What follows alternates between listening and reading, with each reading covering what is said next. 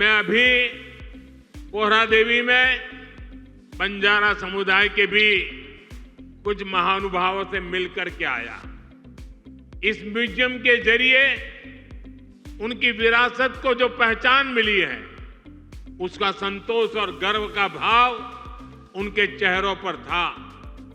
मैं आप सभी को बंजारा विरासत म्यूजियम की बधाई देता हूं। साथियों, जिसको किसी ने नहीं पूछा, उसको मोदी पूजता है। हमारे बंजारा समाज ने भारत के सामाजिक जीवन में, भारत की निर्माण यात्रा में बहुत बड़ी भूमिका निभाई है। कला, संस्कृति, आध्यात्म, राष्ट्र रक्षा, व्यापार, हर क्षेत्र में इस समाज के महापुरुषों ने, महान विभूतियों ने देश के लिए क्या कुछ नहीं किया।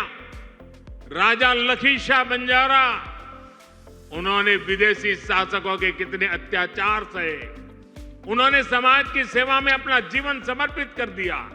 संत सेवालाल महाराज, स्वामी हाथीराम जी, संत ईश्वर सिंह बापू जी, संत डॉक्टर रामराव बापू महाराज, संत लक्ष्मण चैतन्य बापू जी, हमारे बंजारा समाज ने ऐसे कितने ही संत दिए जिन्होंने भारत की आध्यात्मिक चेतना को असीम ऊर्जा दी। पीढ़ी दर पीढ़ी, सैकड़ों हजारों वर्ष से समुदाय भारत की संस्कृति और परंपराओं को सहेजता और संवारता आया है। आजादी की लड़ाई के समय अंग्रेज सरकार ने इस पूरे समुदाय को ही अपराधी घोषित कर दिया था। लेकिन भाइयों बहनों, आजादी के बाद ये देश की जिम्मेदारी थी कि बंजारा समाज की चिंता करे, उन्हें सही सम्मान दे। और उस समय कांग्रेस की सरकारों ने क्या किया? कांग्रेस की नीतियों ने इस समाज को मुख्य धारा से काट कर रखा। आजादी के बाद कांग्रेस पार्टी पर जिस परिवार ने कब्जा किया, उसकी सोच शुरू से ही विदेशी रही है।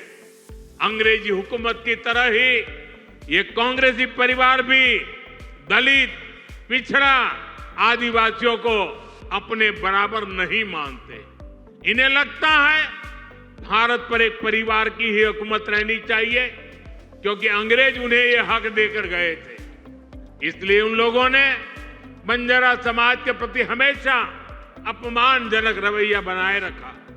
साथियों, एनडीए की केंद्र सरकार ने ही गुमंतु, अर्धगुमंतु समुदाय के लिए कल्याण बोर्ड का गठन भी किया है।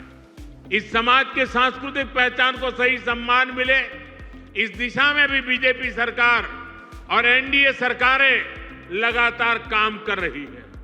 विकास की गति तेज करने के लिए यहां राज्य सरकार ने संत सेवालाल महाराज बंजारा तांडा समृद्धि अभियान भी चलाया है।